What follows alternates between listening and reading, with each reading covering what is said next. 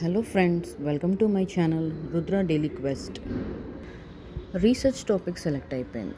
ఇప్పుడు next question, tool ఎలా, self made టూలా are standardise టూలా, ఎలా డిసైడ్ చేసుకోవాలి, ఏమేమి ఉండాలి అందులో చూద్దాం. ఇప్పుడు బిఫోర్ సెలెక్టింగ్ ఏ టూల్ ఫస్ట్ మిమ్మల్ని మీరు ఒక క్వశ్చన్ వేసుకోండి.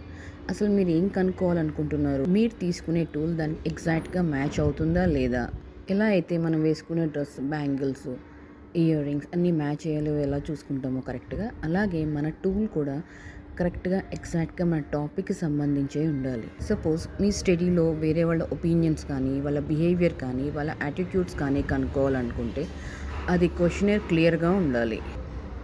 లేదా మీ టాపిక్ వాళ్ళ స్కిల్స్ కానీ, వాళ్ళ పర్ఫార్మెన్స్ కానీ తెలుసుకోవాలంటే అది అచీవ్మెంట్ టెస్ట్ అయి ఉండాలి. లేదు వాళ్ళ సైకలాజికల్ బిహేవియర్, లేక వాళ్ళ స్ట్రెస్ మేనేజ్మెంట్, ఎమోషనల్ ఇంటెలిజెన్స్ ఇలాంటివి తీసుకోవాలంటే మనము సైకలాజికల్ స్కిల్స్ తీసుకోవాలి. ఇవి మనకి రెడీమేడ్గా దొరుకుతాయి. లేదు మీరు క్లాస్ రూమ్ ఎడ్యుకేషన్, క్లాస్ రూమ్లో జరిగే లెసన్స్ ఎక్స్ప్లెనేషన్ గురించి అబ్జర్వ్ చేయాలనుకుంటే అబ్జర్వేషన్ షెడ్యూల్ టూల్ ఉండాలి. ఇది మీరు పర్సన్ టు పర్సన్ వాళ్ళ గురించి తెలుసుకోవాలి, వాళ్ళ పర్సనల్ ఇన్ఫర్మేషన్, మీరు ఎక్కడ జాబ్ చేస్తారు, ఎక్కడ చదువుతున్నారు, లేకపోతే మీ మార్క్స్ ఎలా వస్తున్నాయి, ఇలాంటివన్నీ తెలుసుకోవాలంటే ఇంటర్వ్యూ షెడ్యూల్. ఫస్ట్ మీరు డేటా డిసైడ్ చేసుకోండి. ఎలాంటి డేటా నేను కలెక్ట్ చేయాలి, పర్సనల్ డీటెయిల్సా, లేకపోతే అచీవ్మెంటా, వాళ్ళ స్ట్రెస్ గురించా, ఇలాంటివన్నీ మీరు మైండ్లో పెట్టుకొని అప్పుడు టూల్ ప్రిపేర్ చేసుకోండి. ఫ్రెండ్స్, నా బెస్ట్ ఒపీనియన్ మీకు నేను చెప్పేది ఏంటంటే, ఎప్పుడు డైకోటమస్ క్వశ్చనరే తీసుకోండి. డైకోటమస్ క్వశ్చనర్ అంటే only yes or no, true or false ఇలాగే ఉంటుంది. ఇలా తీసుకోవడం వల్ల మీకు క్యాల్కులేషన్స్ చాలా ఈజీ అవుతుంది. ఏముంది, ఎస్ అంటే 1 మార్క్, నో అంటే 0, ఇట్లాంటి క్యాల్కులేషన్స్ ఈజీ అవుతాయి. లేదు మీరు అగ్రీ డిసగ్రీ డేటా అంటే లికర్ట్ స్కేల్, స్ట్రాంగ్లీ డిసగ్రీ ఇలాంటివి తీసుకున్నారు అనుకోండి, దానికి అక్కడ మళ్ళీ మీకు రేటింగ్ స్కేల్ వస్తుంది.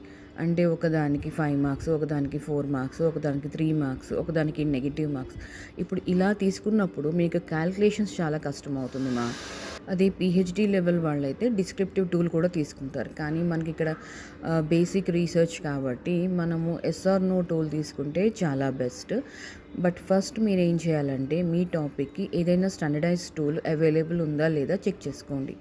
లేకపోతే అప్పుడు సెల్ఫ్ మేడ్ టూల్ తీసుకోండి. కానీ నేను చెప్పే బెస్ట్ టిప్ అయితే సెల్ఫ్ మేడ్ టూల్ తీసుకోండి. అదైతే స్టాండర్డైజ్ టూల్ అయితే మీకు ఒకవేళ సైకలాజికల్ పరంగా ఏదన్నా కాన్సెప్ట్ తీసుకుంటే దానికి దొరుకుతుంది.